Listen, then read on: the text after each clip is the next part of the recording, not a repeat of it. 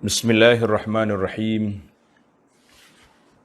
Alhamdulillahi rabbil alamin wassalatu wassalamu ala al-mab'usi rahmatan lil alamin nabiyyina Muhammad ibn Abdullah wa ala alihi wa sahbihi wa man walah, amma ba'd. Muslimin dan muslimat, para jemaah, para penuntut ilmu yang dikasihi dan dihormati sekalian, alhamdulillah, kita syukur kepada Allah Azza wa Jalla di atas segala nikmat yang dianugerahkan kepada kita, dan kita sabar di atas ujian yang Allah Ta'ala timpakan ke atas kita. Itulah kehidupan seorang Muslim di antara syukur dan sabar. Jadi alhamdulillah, pada saat ini kita berada di ambang Ramadan 1441, mana akhir Syaban. Jadi alhamdulillah, kita teruskan pengajian kita dalam tafsir dan tadabbur ringkas kepada beberapa ayat dari surah juzuk yang ke-30. Ambil Quran, mushaf, juzuk yang ke-30, surah yang ke-90. Nama dia surah Al-Balad. Surah Al-Balad, surah 90, juzuk yang ke-30. Kita baca ayat dulu, buka Quran. A'udzu billahis samii'il 'aliim minasy syaithaanir rajiim. Bismillahirrahmanirrahim. La uqsimu bihadzal balad وأنت حل بهذا البلد ووالد وما ولد لقد خلقنا الإنسان في كبد أيحسب أن لن يقدر عليه أحد يقول أهلكت مالا لبدا أيحسب أن لم يره أحد ألم نجعل له عينين ولسانا وشفتين وهديناه النجدين. Balik semula kepada muqaddimah surah. Surah yang kita baca ni nama dia surah Al-Balad. Surah Al-Balad. Apa makna Al-Balad? Maknanya negeri. Al-Balad itu makna negeri ataupun negara. Surah ini Makkiyatun, diturunkan di Makkah, mengikut majoriti ulama tafsir Makkiyah. Mengandungi 20 ayat. Bittifaqi al-mufassirin, dinamakan surah Al-Balad. Al-Balad makna negeri, maksud dianya negeri Makkah Al-Mukarramah. Kerana pada awal surah ini Allah Ta'ala bersumpah, La uqsimu bihadzal balad, bersumpah dengan tanah suci itu, untuk menegaskan perihal keadaan manusia dalam alam kehidupan ini. Jadi, masyhur surah ini dengan nama surah Al-Balad. Ada sebagian ulama tafsir menamakan surah dengan ayat yang pertama, La uqsimu bihadzal balad. Al-Imam Al-Bukhari menamakan dengan surah La uqsimu.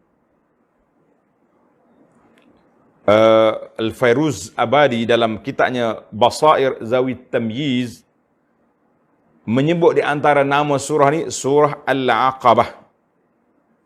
Kerana ada dalam ayat dia tu, ayat yang ke-11, falaqtahamal aqabah.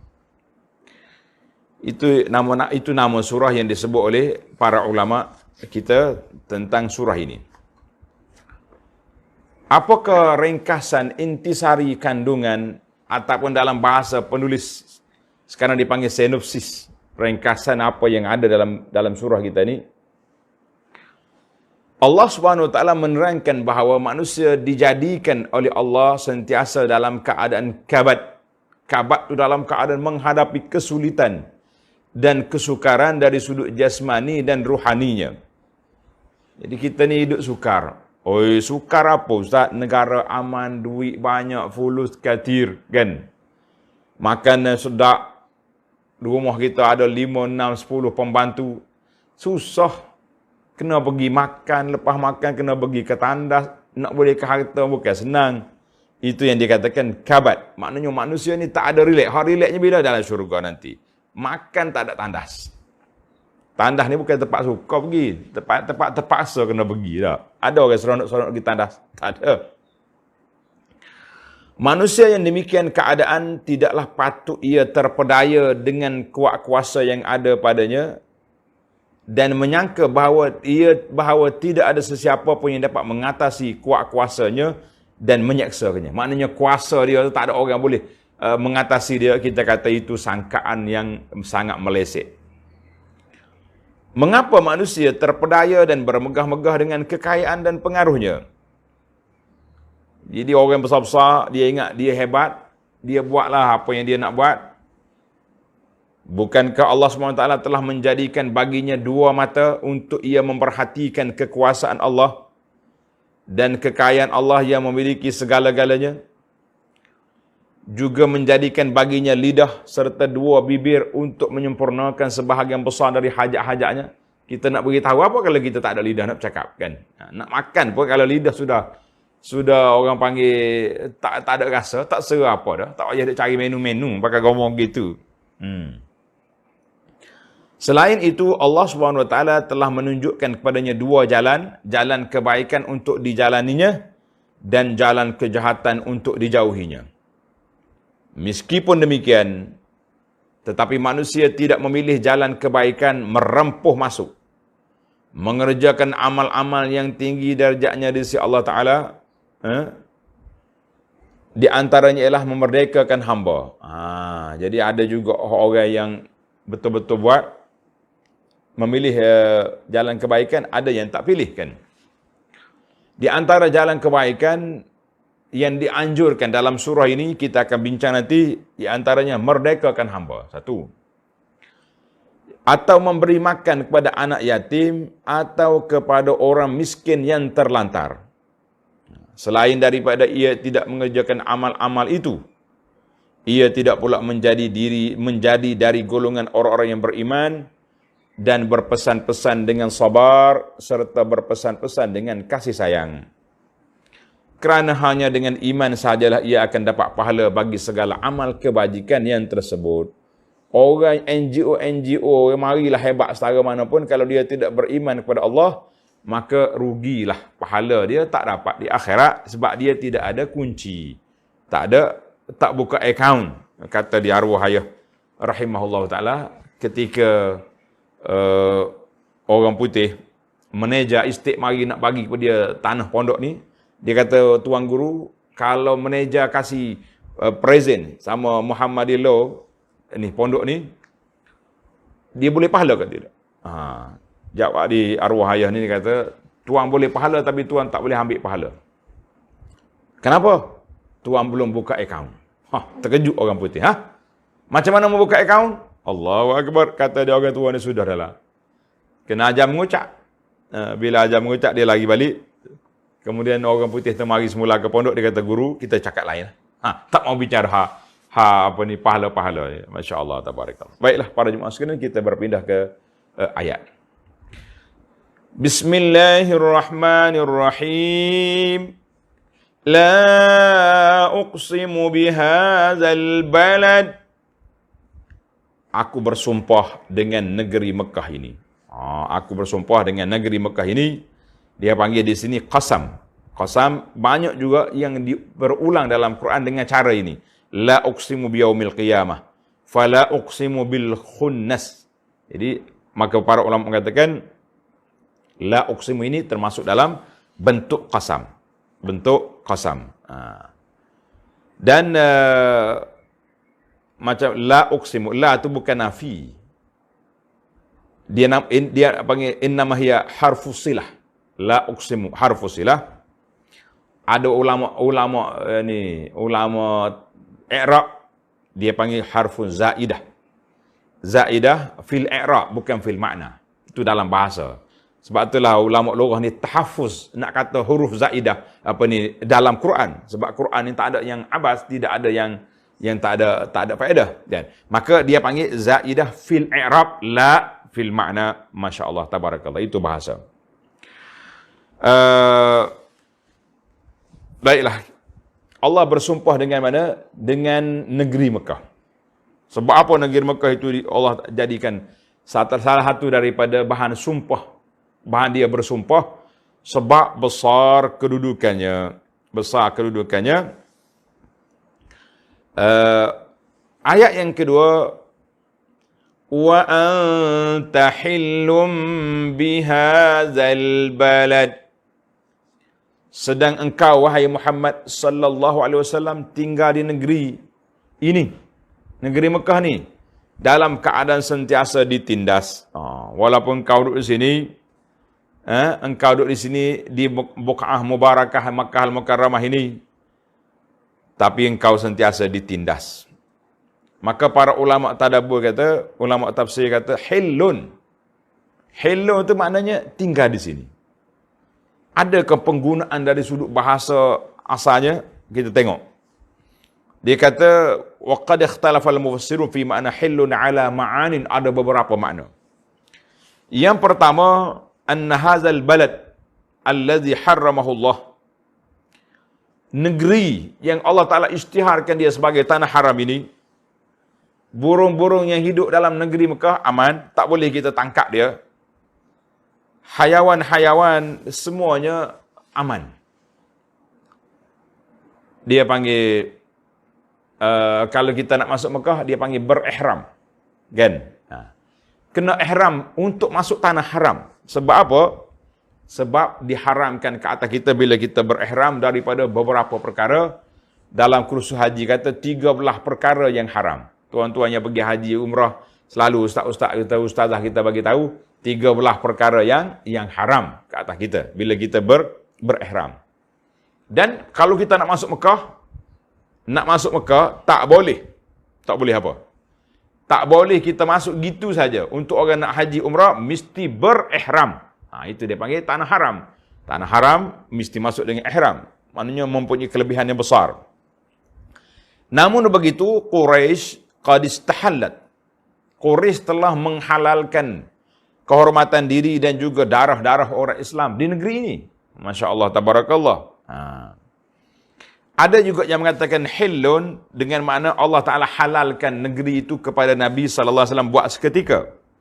Sebagaimana hadis ketika Nabi kita masuk Mekah, Nabi kata, innama uhillat li sa'atan min naharin. Allah Ta'ala benarkan aku masuk dengan senjata ini beberapa saat saja pada siang hari ini. Tak boleh, bukan mana Mekah ni untuk ditumpahkan darah. Tidak. Sebab itulah ada salah seorang daripada sahabat bersyair. Dia kata, al-yawm, pada hari ini Allah Ta'ala benarkan kita masuk. Nabi kata, la. Bukan benarkan untuk kita berperang dalam negeri ini. Wa innama, Nabi kata apa? Uhillat li sa'atan min nahar. Allah Ta'ala izinkan untuk aku masuk seketika ni. Lepas pada ni negara Mekah kembali aman. Seperti sedia kala. Tak boleh berperang, tak boleh kita kacau. Para jemaah sekalian, orang kafir Mekah, Quraisy, dia tahu kehormatan negeri Mekah. Bila dia nak bunuh orang, dia tak bunuh dalam tanah haram, dia bawa keluar ke Tanaim. Sebagaimana yang berlaku pada sahabat Nabi. Yang dibunuh tu dibawa keluar daripada Mekah. Yang ketiga yang masyhur, wa anta hillum bihadzal balad, seperti yang terjemah kita ni, sedang engkau wahai Muhammad sallallahu alaihi wasallam tinggal di negeri ini. Mu tinggal sini. Kan? Jadi kamu tinggal di Mekah ni, negeri Mekah negeri yang hebat, kamu tinggal di negeri yang hebat. Itu dia panggil Allah Taala nak tunjukkan kelebihan Mekah. Jadi para jemaah sekalian, untuk maklumat kita secara detail, saya dah tulis sebuah buku, nama dia Makkah Al-Mukarramah, Kelebihan dan Sejarah. Makkah Al-Mukarramah, ni nama buku ni. Makkah Al-Mukarramah, Kelebihan dan Sejarah. Alhamdulillah, dalam buku ini saya cerita tentang Walaupun ringkaslah, taklah besar sangat. Tapi maklumat tu boleh katakan lengkap lah, insya-Allah. Secara ringkas. Daripada nama-nama Mekah. Mekah ni banyak nama. Kita dah bincang dalam seri lepas. Bila banyak nama menunjukkan ketinggian darjat dia. Dan salah satu daripada nama Mekahnya Al-Balad, Al-Baldah, Haraman Aminan. Makkah tu memang nama dia ada. Makkah, Bakkah, kan? Ummul Qura. Ini nama Mekah. Tuan-tuan boleh ambil kitab ni untuk maklumat tentang Makkah Al-Mukarram. Khususnya bagi orang nak pergi umrah, orang nak pergi haji, kena ada ni. Untuk maklumat, ramai orang jemaah-jemaah yang sudah ambil, sudah pergi haji, umrah, dia kata Alhamdulillah bermanfaat. Alhamdulillah. Kita kata mudah Allah Ta'ala berkati.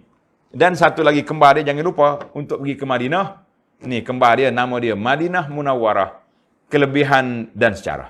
Alhamdulillah para jemaah sekalian. Buku-buku ni anda tulis waktu saya masih belajar di Madinah dulu. Sampai-sampai di Madinah, anda tengok, Masya Allah, kita selalu duduk ceramah ke jemaah haji kata, Ustaz, macam mana lah duduk dengar ceramah saja, tak ada nota. Tulis, photostat bagi jemaah haji. Akhir sekali, Alhamdulillah, balik Malaysia kita dah cetak dengan warna-warni. Kita kata, Alhamdulillah, mudah-mudahan manfaat buku ini dapat disampaikan kepada para jemaah sekalian dan juga menjadi jariah ilmu yuntafa'u bihi selepas ketiadaan kita, insya-Allah. Baik para jemaah sekalian, kita pergi kepada ayat yang ketiga, wa walidin wa ma walad. Demi manusia yang melahirkan zuriat dan zuriat yang dilahirkannya. Dua ya, kita ni. Yang pertama yang melahirkan, yang kedua yang dilahirkan. Kan? Allahu Akbar. Ada ulama tafsir kata al-walid Adam alaihissalam. Al-walid Adam. Tok kita, Tok Adam. Wa ma walad, anak cucu dia semua sekali. Ada juga yang mempersempitkan sikit. Oleh kerana tajuk ni tajuk Mekah, maka walidin wa ma walad tu kita bagi kepada datuk kita. Manusia yang pertama yang membangunkan bandar Mekah, mengikut dalam versi Al-Quran, siapa dia? Nabi Ibrahim alaihissalam. Wa iz bawwa'na li Ibrahim makanal bait alla tusyrik bi syai'a. Allah Ta'ala sebut, wa iz bawwa'na li Ibrahim, kami dah tunjukkan kepada Ibrahim tapak bina Kaabah. Jadi Ibrahim mari bina. Maka Ibrahim dan lepas pada itu zuriat Nabi Ibrahim, Ismail, terus sampai ke Nabi kita Muhammad sallallahu alaihi wasallam. Semua tu dia panggil zuriat yang baik-baik. Kata Nabi sallallahu alaihi wasallam, wulitu min nikahin la min sifah. Aku dilahirkan daripada ibu bapa yang berkahwin dan bukan daripada hasil yang tidak baik.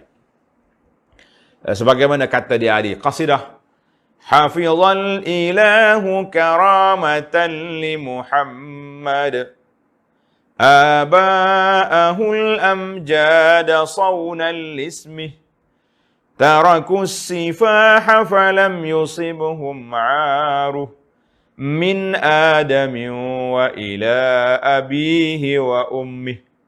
Hafizal ilahu karamatan li Muhammadin sallallahu alaihi wasallam. Allah Ta'ala jaga keturunan ini untuk kemuliaan Nabi kita Muhammad sallallahu alaihi wasallam, daripada Adam sampai ke nenek dia. Itu dia panggil kedudukan Nabi kita Muhammad sallallahu alaihi wasallam, walidin wa ma walad. Maknanya kalau kita kata tengok kepada siyaqul ayat ini berbincang tentang maka walidin wa ma walad, sesuai kita letak kepada Nabi kita Nabi Sayyidina Ibrahim alaihissalam. Dan kaitan Nabi Ibrahim dengan Kaabah sangat sinonim, sangat dekat. Kita hari ini pun kita bagi, Allah kata millata abikum Ibrahim, agama bawaan datuk kamu Ibrahim alaihissalam. Adakah tidak siapa dia belum pandai Ibrahim? Dalam kitab saya ni saya sebut tentang pembinaan Kaabah dibina oleh Adam. Kemudian anak dia Syis. Kemudian marilah sampai kepada Nabi Ibrahim. Tapi dalam Quran, episod pembinaan Kaabah itu bermula daripada Sayyidina Ibrahim AS. Tapi ingat, dalam ayat yang kita baca, wa iz bawwa'na li Ibrahim, ketika kami tunjukkan Ibrahim tapak, bermakna tapak itu sudah ada. Foundation, asas dia sudah ada. Berartinya, tenggelamnya, hancurnya Kaabah ni bila? Di zaman Nabi Nuh, Taufan. Wallahu a'lam, itu panjang cerita. Tuan-tuan bacalah dalam buku ni, kan? Ambil buku ni baca. Mudah-mudahan ada manfaat. Nak baca buku lain pun tak apa. Tapi saya sebut buku yang ada di tangan kita inilah. Muslimin dan muslimat para jemaah sekalian, kita berpindah kepada ayat yang keempat. Laqad khalaqnal insana fi kabad. Sesungguhnya kami telah jadikan manusia sentiasa dalam keadaan menghadapi kesulitan dan kesukaran jasmani dan ruhani. So, dia panggil kita ni dalam masalah sibuk saja, kan? Maka, apa makna al-kabad ala aqwalin? Banyak pandangan ulama yang mengatakan kabad. Yang pertama, dia kata masyaqqatun wa ta'abun wa ana. Susah, letih, penat hidup atas dunia ni. Sudah. Kita ni para jemaah sekalian, susah ke tak susah? Waktu tak ada PKP, susah kita. Ada yang belum subuh dah bangun. Terpaksa siap-siap bekalan makanan untuk suami, untuk anak-anak, isteri pula pergi kerja jauh. Ataupun suami yang pergi kerja, anak-anak pula diuruskan oleh siapa? Oleh pembantu, bibik-bibik, kan? Rupanya PKP duduk di rumah, susah juga. Sebab apa? Sebab tak boleh pergi keluar, tak boleh pergi derak. Orang Kelantan kata, tak boleh pergi derak ni berat rupanya. Kan, Masya Allah, tabarakallah. Bagi orang yang saleh, tak boleh pergi masjid, berat. Kita kata, kabad. Maknanya, hidup atas dunia ni, jangan kata nak relax, susah. Ni setengah-setengah sahabat kita ni, maaflah Ustaz, saya tak hadir kuliah Ustaz minggu depan. Kenapa? Nak pergi bercuti, berehat-rehat. Nak pergi mana? Nuh atas bukit tu. Betul kan nak pergi berehat? Kita bawa kereta 1 hari perjalanan. Duduk atas kereta pula, anak kita pula lompat yoya kan. Pergi berehat. Tak rehat mana? Siapa atas bukit pula penat. Nak pergi berehat ke nak pergi berjalan? Pasal tu orang Kelantan kata nak pergi derak. Itu lebih sedap daripada nak pergi berehat. Tak rehat juga. Mana kabad tu ada. Pandangan yang kedua mengatakan fi istiqamatin wa intisab. Penat insan fi kabad dalam bangun dia tu. Penat dia berdiri atas 2 kaki dia tu. Kuat dia punya binaan. Jadi yang pentingnya, yang besar sekali sebagai yang masyhur kata ulama tafsir kata wal awwal aqwa, pendapat yang pertama yang mengatakan manusia itu dalam keadaan penat, susah. Masya Allah, tabarakallah. Tapi susah. Wa minal ajaib, yang peliknya dalam susah itulah dah lahirnya ketenangan, lahirnya keindahan, lahirnya orang panggil kelazatan. Susah. Kita tengok ibu-ibu ni, Allahu Akbar.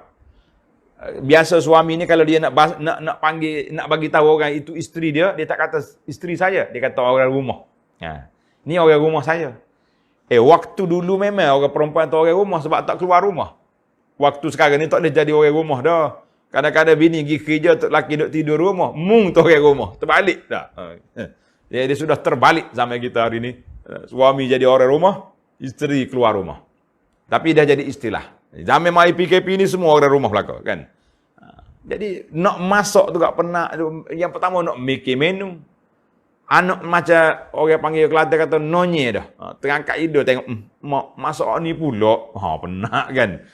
Kita kena ingat apa anak-anak semua sabar. Kita duk mikir nak masak ni pula. Orang lain duk mikir nak makan apa hari ni. Tak ada bahan, tak ada makanan. Masya Allah, tabarakallah. Orang lain duk mikir nak makan apa, kita duk mikir menu mana. Allahu Akbar. Jauhnya jarak. Tapi kita kena ingat, mana setiap orang tu ada menikmati kelazatan mengikut keadaan dia. Ada orang yang Masya Allah, tabarakallah. Kita ni, kalau tidak ada kesusahan, kita tak terasa nikmat kesenangan. Betul tak? Kata di para ulama, la ya'rifu qadran ni'am illa liman iftaqadaha. Orang tak akan menjiwai merasai nikmat kecuali orang yang telah hilang nikmat. Saya bukan nak mengadu kepada tuan-tuan, tapi nak beritahu. Di antara nikmat awal yang Allah Ta'ala tarik daripada saya, sakit lutut. Barulah kita terasa, ya Allah sukanya bila sampai Mekah, nak pergi sangat Mekah ni, sampai Mekah, naik skuter pusing atas ke atas. Orang lain tawaf dekat Kaabah, sedih kita. Orang lain pergi berjalan, pergi melontar, kita terpaksa dia kena tolak. Itu dia panggil kita terasa, Allahu Akbar, dulu sukanya aku berjalan di sini. Tapi sekarang ni apa nak buat? Itu dia panggil manusia tak akan mensyukuri nikmat illa liman iftaqadaha, kecuali orang kehilangan nikmat. Hari ini saya cakap dengan sahabat-sahabat kita, sama ada melalui orang-orang bisnes ataupun orang-orang yang syarikat-syarikat yang besar-besar. Dia kata, ya Allah Ustaz faham ke tidak makna harga minyak sudah negatif? Kan? Kita bak kawit kita nak negatif. Tapi dalam bak harga ini kita nak positif, nak naik tinggi. Dia panggil negatif berapa turun. Apa makna dia? Maknanya syarikat pengeluar minyak ni bukan setakat boleh duit minyak. Dia paksa syarikat lain ambil minyak aku, kamu simpan, aku bayar kamu punya store. Simpan. Masya Allah. Itu dipanggil negatif. Masya Allah. Fi kabat. Manusia ni tak ada benda yang Allahu Akbar. Seorang sahabat yang sakit. Kena kanser. Doktor bagi ubat tahan sakit. Bila bagi ubat tahan sakit, dia kata subhanallah. Ada saat waktu sakit tu berhenti. Ketika tu aku rasa nikmatnya hidup, Masya Allah. Kalau tidak, duk denyuk. Ngak. Allahu Akbar. Kalau kita bincang bab ini, kita akan terasa betapa kerdilnya kita di hadapan Allah Azza wa Jalla. Allah Ta'ala sebut, wa walidin wa ma walad. Anak dengan ayah dia, kan? Jadi banyak kita ni, kita dengan anak. Allahu Akbar. Nak boleh kebesar anak daripada kecil. Mula-mula ibu nak beranak, nak bersalin. Susahnya, tak? Pasal lagi tunggu tidur di hospital kita. Duduk dalam wad.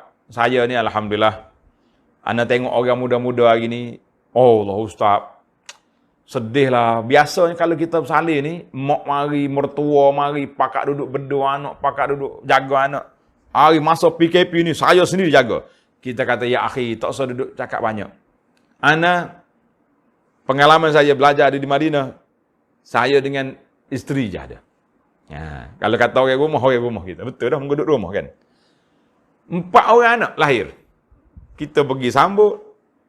Buat balik ke rumah pula, belajar salih pamper, belajar masak. Betul-betul menjiwai rasa boleh anak. Masya Allah tabarakallah. PKP mengajar kita erti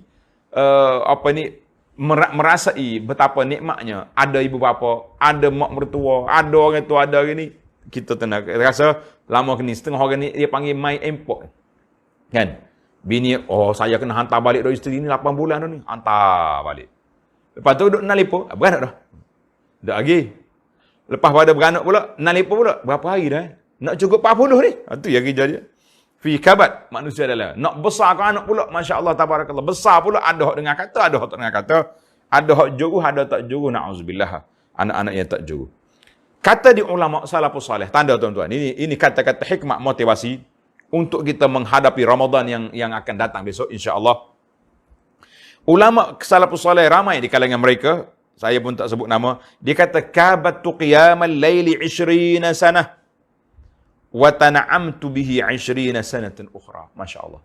Kabatu, aku susah, penat, mujahadah untuk qiyamul lail 20 tahun. Lepas 20 tahun, barulah nafsu tunduk. Kan kita bincang semalam, 3 tingkat nafsu kan. Daripada nafsu ammaratun bisu, nak naik kepada lawamah, nak naik kepada nafsu al-mutmainnah. 20 tahun, kabatu nafsi. Aku lawan nafsu, aku lawan. Dia tak mau bangun, aku bangun juga. Dia tak bangun, aku bangun juga.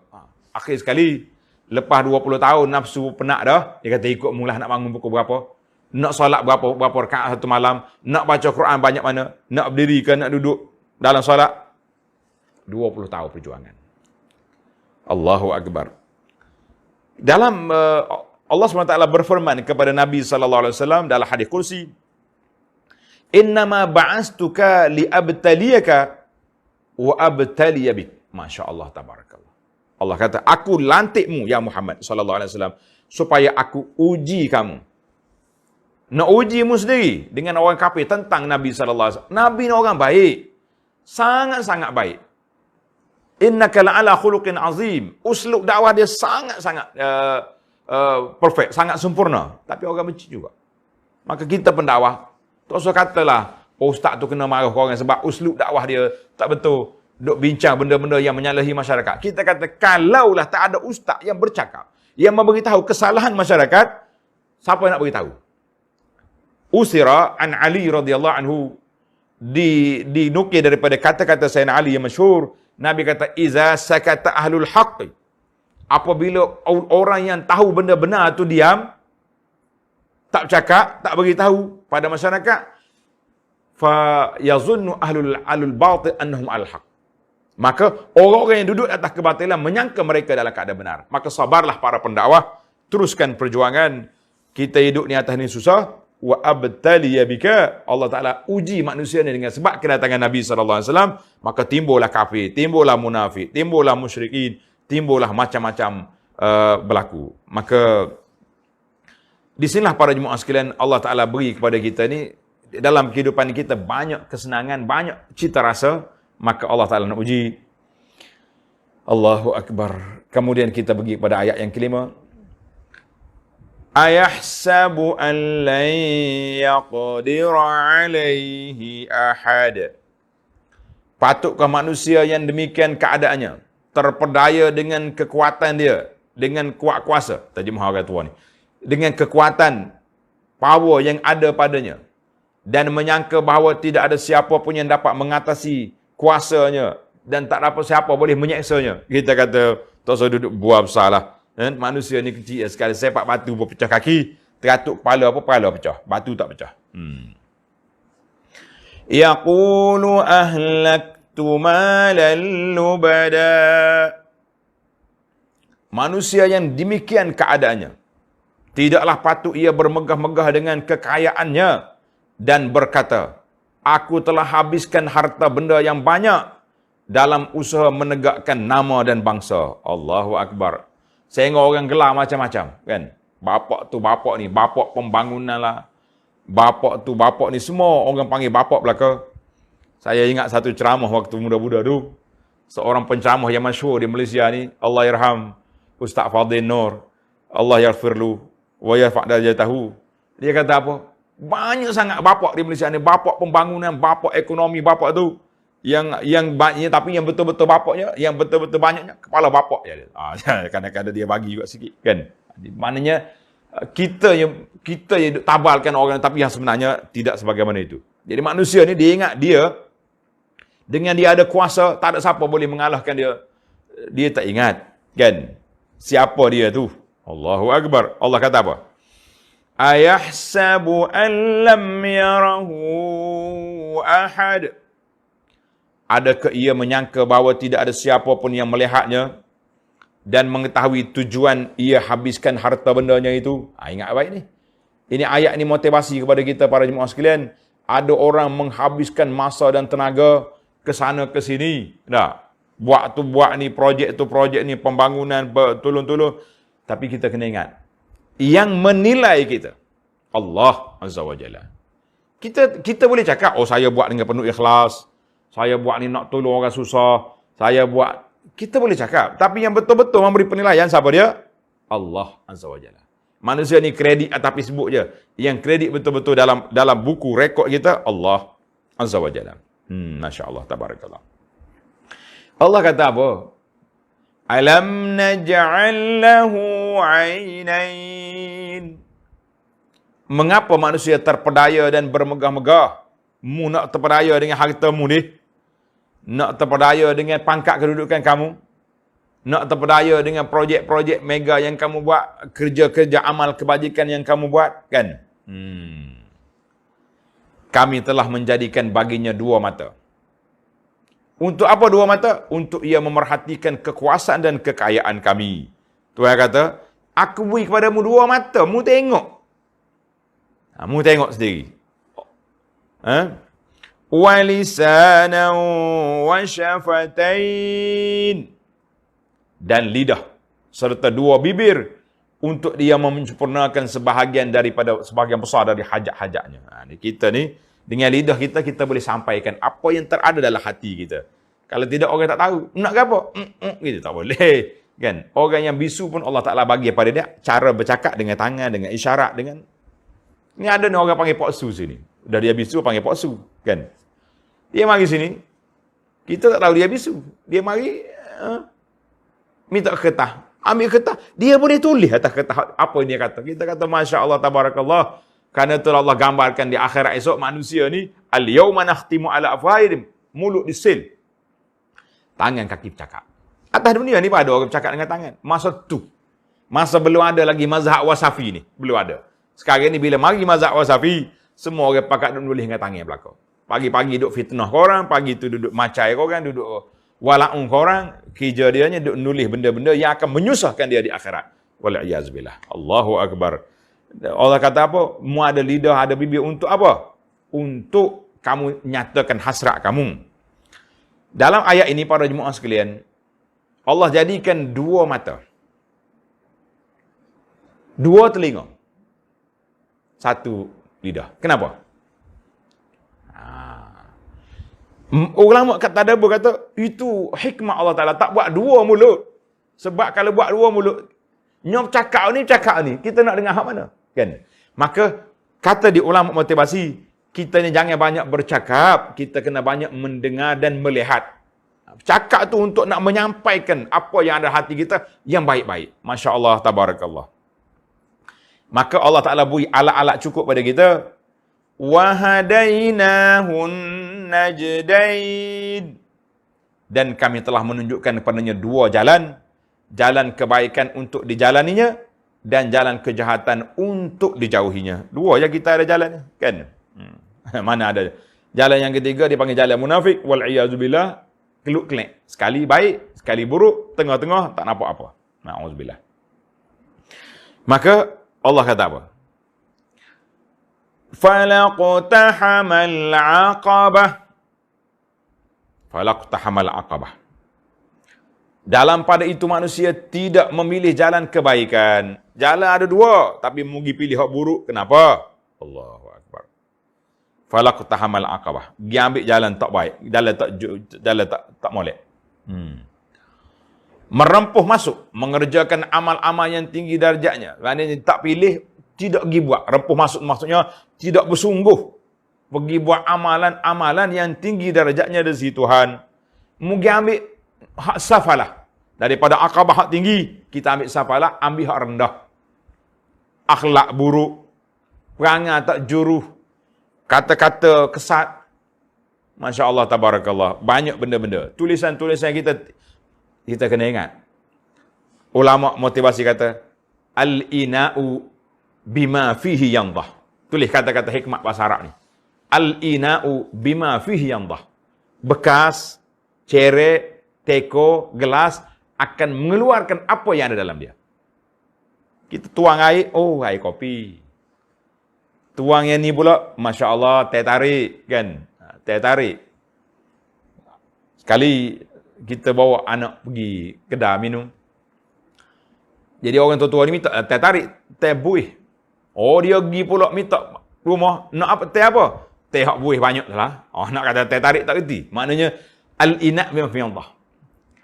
Artinya apa yang kita keluarkan di tulisan-tulisan kita, dalam buku kita ni, dalam apa tulisan di Facebook, itulah yang ada dalam hati kita. Hati-hati tuan-tuan. Orang boleh scan, kesan kita ni keluar perkataan hasad dengki, keluar perkataan yang buruk, menunjukkan akhlak yang buruk daripada tulisan-tulisan kita. Sekarang ni kita tengok komen-komen di Twitter ke di Facebook ke dengan apa, nampak sangat orang-orang yang buruk akhlaknya daripada tulisan dia. Bima fihi yandah. Maknanya melambangkan apa dalam hati dia, dendam, kesumat dan sebagainya. Allahu Akbar. Baik, kita wama adraka mal aqabah. Dan apa jalannya engkau dapat mengetahui apa dia amal-amal yang tinggi darjat si Tuhan itu? Tanda tuan-tuan. Kita senarai pendek di sini, apakah amalan yang tinggi darjatnya si Allah Azza wa Jalla? Yang pertama ayat 13, fakku raqabah. Fakku raqabah iaitu di antaranya bagi orang yang mampu ialah memerdekakan hamba sahaya. Aqabah tu dia panggil tariqul wa'd. Jalan yang berbelenggak apa ni? Pusing-pusing naik bukit itu dia panggil aqabah, tempat tinggi. Mana payah naik tempat tinggi ni, bukan senang, kan? Allahu Akbar. Al-Imamul Hasanul Basri, dia kata apa? Dia tafsir ayat ni. Aqabah ni kata, innahu mathalun darabahu Allah Ta'ala limujahadatin nafsi. Allah Ta'ala buat bandingan naik bukit tinggi, mendaki ni, kepada orang yang nak mujahadatun nafsi, nak lawan nafsu. Nak lawan nafsu bukan senang. Kita duk belajar kelebihan solat malam tak bangun-bangun. Nak tunggu tahajud 25 minit sebelum subuh pun tak bangun. La haula wala quwata illa billah. Kita kata inilah di antara musibah yang Allah Ta'ala timpa ke atas kita. Bukan PKP. Musibah tak bangun tahajud pada waktu malam ini musibah. Na'udzubillah. Ini dia panggil sedekah yang tinggi darjatnya apa dia? Merdekakan hamba. Hari ini hamba tak ada. Tapi perhambaan masih lagi wujud. Sebab itulah ulama-ulama yang bincang tentang zakat, dia kata apa? Di antara zakat yang kita kena beri, ni, kan dalam innamas sadaqatu lil fuqara'i wal masakin wal 'amilin 'alaiha wal mu'allafati qulubuhum wa fir riqab. Wa fir riqab tu ni hamba, nak bebaskan tengkuk hamba yang merdeka. Sekarang ni hamba tidak ada, tapi orang yang memperhambakan manusia ada. Pelacur-pelacur, orang duk kerja-kerja di kilang arak, orang duk kerja di tempat-tempat maksiat yang mungkar. Jadi kita boleh ambil duit zakat ni, kita bagi mereka, kita tebus mereka daripada syarikat-syarikat toke-toke ni, kembalikan mereka kepada fitrah. Ini juga dikira fakku raqabah. Masya-Allah, tabarakallah. Ataupun kalau ada kawan-kawan kita, pendakwah kita yang ditawan di dalam penjara orang kafir, orang zalim, boleh kita pergi bayar denda, kita keluarkan mereka daripada penjara. Masya-Allah. Yang ke-14, ayat 14. Au it'amun fi yaumin dhi masghabah. Atau memberi makan pada hari kelaparan. Hari ni hari orang lapar banyak ni, musim PKP ni. Dan masya-Allah tabarakallah, kita tengok usaha-usaha yang dibuat oleh semua pihak. Daripada pihak kerajaannya, saya tengok usaha ni nampak sangat. Sahabat kita yang berhormat Menteri Agama, jazahullahu khairah, asyik sebut je peruntukan yang telah diperuntukkan untuk gelandangan, untuk orang ni. Mana ni? Zi apa ni? Di saat orang lapar, zi masrabah, kita kena cari. Kita di masjid kita pun saya buka offer, letak nombor telefon. Mana-mana ahli qaryah kita yang kelaparan, yang tidak ada makanan, mari ke masjid. InsyaAllah kita punya orang panggil tabung musaadah sentiasa dibuka untuk orang-orang yang memerlukan. Ya? Jangan pula tak mari. Akhir kali tular orang luar pula mari. Aib kita. Sepatutnya jiran-jiran tetangga, penghulu-penghulu, ahli-ahli yang terkuasa kampung, ahli yang terkuasa masjid, cuba tengok. Kalau ada orang macam ni, maklum kan? Kepada imam, kepada ketua kampung, orang ni tak ada makanan. Ada orang yang Masya Allah, kerja dia duduk minta-minta. Itu bukan orang miskin. Kata Nabi SAW, tanda hadis ni tuan-tuan. Untuk tambah sekali apa-apa NGO ni. Ada daripada Abi Hurairah radhiyallahu anhu, sabda Nabi sallallahu alaihi wasallam, laisal miskin alladhi yatufu 'ala an-nasi tarudduhu luqmata wal luqmataini wat tamratu wat tamratan. Bukanlah orang miskin orang yang duk minta-minta. Kejar sana, kejar sini minta. Sebab dia pandai cari makan walaupun dengan meminta. Walakinil miskin, tapi orang betul-betul miskin alladhi la yajidu ghinan yughnihi wala yuftanu bihi. Orang betul-betul miskin, tak ada orang kaya yang bantu dia. Tak ada NGO yang perasan kepada dia. Fayatasaddaqu alaih, maka dia pergi sedekah pada orang itu. Dia tak bangun, dia tak pergi minta dengan orang. Jadi kita NGO ni, kalau kita boleh cari orang betul-betul miskin, orang betul-betul berhajat, tapi sifat dia afifun nafsi, jiwa yang baik, tak minta-minta, ini yang utama kita bagi. Hak duk minta siang malam tu, bertambu makanan rumah dia asyik duk minta je, itu jangan bagi. Jangan bagi. Itu orang tamak, nama dia macam tu. Orang tamak macam tu. Jadi kita hati-hati para jemaah sekalian. Baiklah, kita pergi kepada ayat kita seterusnya. Yatiman za maqrabah, kepada anak yatim dari kaum kerabat. Biasa anak yatim ni dikait dengan kemiskinan lah. Sebab budak tak ada ayah kan. Baru ni anda sebut dah. Yatim bukan semuanya sesak, ada yang kaya. Matrabah. Matrabah tu ambil apa? Ambil daripada duduk atas tanah. Dia kata, it'am miskin. Lasiqul bil ardi. Duduk atas tanah. Nak beli tilam pun tak ada. Katil lagi tak ada. Itu dia kata, za matrabah, maknanya duduk atas tanah dia. Terlantar di atas tanah. Orang miskin terlantar atas tanah, maknanya tak ada rumah, tak ada apa. Orang miskin. Jadi orang pakat tolong, pakat bantu, kita kata jazahumullahu khairan. Para jemaah sekalian, belajarlah kita punya adab. Kalau orang tolong, kita kata jazahullahu khairan. Masalah teknikal, masalah salah cara ke masalah tak kena dengan kata, itu kita yutasamah, kita bermaaf-maafan. Sebab apa? Sebab kita rasa tak kena, orang lain rasa kena. Alhamdulillah. Maka untuk menjaga orang fakir miskin, Islam telah letak beberapa garis panduan, tanda. Yang pertama sekali, al-wa'zu wat targhib. Kita kena beri kepada mereka nasihat-nasihat, garis panduan yang baik supaya mereka walaupun miskin biarlah afifun nafs.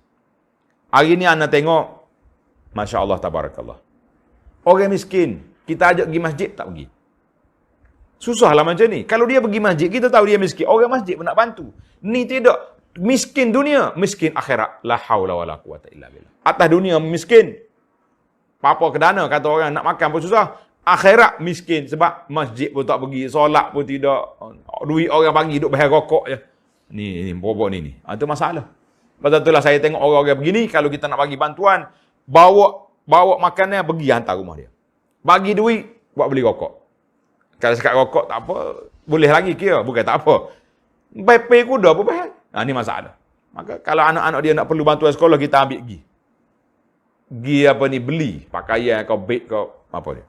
Ni setengah orang ni kalau orang bagi barang dia pergi jual pula, ada juga cerita macam tu. Wallahu alam.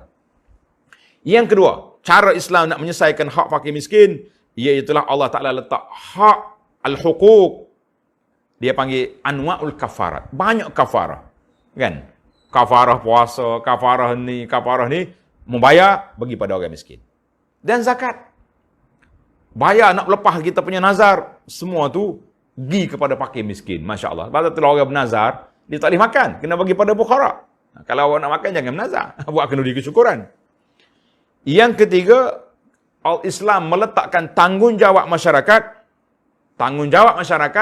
supaya mengambil cakna kepada orang-orang fakir miskin. Masya Allah, tabarakallah. Jadi hari ini Alhamdulillah, pihak zakat ada. Pihak NGO ada. Kita kata biarlah kita semua lengkap melengkapi. Bukan kritik mengkritipi. Lah. Kalau kita NGO pergi, orang zakat kata, awak masuk tak ikut saluran.